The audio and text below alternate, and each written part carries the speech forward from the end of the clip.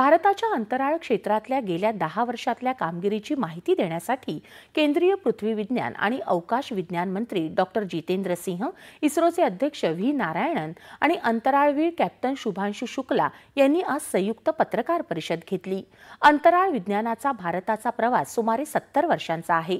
मात्र गेल्या काही वर्षात या संस्थेने जागतिक दर्जाच्या अंतराळ विज्ञानाच्या पातळीचं स्वप्न आणि महत्त्वाकांक्षा यावर काम करायला सुरुवात केली। 2018च्या स्वातंत्र्य दिनाच्या भाषणात पंतप्रधानांनी भारत आता आपला अंतराळवीर अंतराळात पाठवण्यासाठी सज्ज आहे अशी घोषणा केली होती। हा अंतराळ विज्ञानासाठी टर्निंग पॉइंट होता असं जितेंद्र सिंह म्हणाले।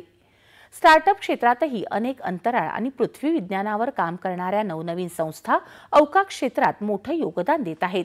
हे क्षेत्र खासगी कंपन्यांसाठी खुलं करण्याचा क्रांतिकारक निर्णय ठरला असं ते म्हणाले। राष्ट्रीय सुरक्षेतही अंतराळ अभियान मोठी कामगिरी बजावत असून ऑपरेशन सिंदूरच्या काळात झालेल्या सर्व कारवाया अवकाश तंत्रज्ञान आणि अणुऊर्जा विभागाच्या समन्वयातून झाल्या होत्या असं त्यांनी सांगितलं। गेल्या 10 वर्षात केलेल्या सज्जतेची प्रत्यक्ष परीक्षा या ऑपरेशन दरम्यान बघता आली असं ते म्हणाले।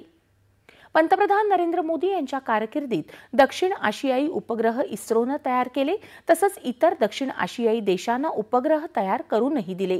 त्याशिवाय G20 उपग्रह तयार करण्याचं कामही इस्रोने केलं असं ते म्हणाले।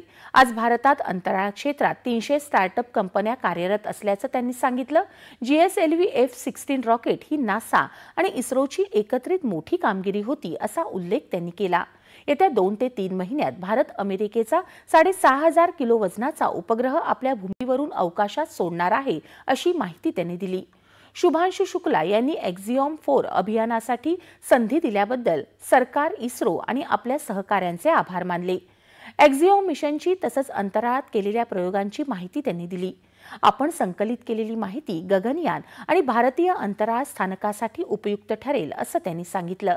लवकरच भारताच्या भूमीवरून भारताच्या अंतराळ यानातून अवकाशात प्रवास करेल असा विश्वास त्यांनी व्यक्त केला।